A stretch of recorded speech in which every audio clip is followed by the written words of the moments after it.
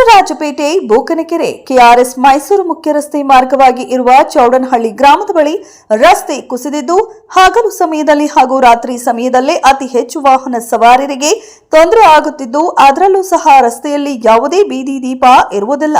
ಆದ್ದರಿಂದ ಸಂಬಂಧಪಟ್ಟ ಅಧಿಕಾರಿಗಳು ಈ ಕೂಡಲೇ ಸ್ಥಳಕ್ಕೆ ಆಗಮಿಸಿ ಸಮಸ್ಯೆಯನ್ನ ಬಗೆಹರಿಸಬೇಕು ಎಂದು ಸಾರ್ವಜನಿಕರು ಒತ್ತಾಯಿಸಿದ್ದಾರೆ. ಸಂತಿಬಾಚಹಳ್ಳಿ ಮಂಜುನಾಥ್.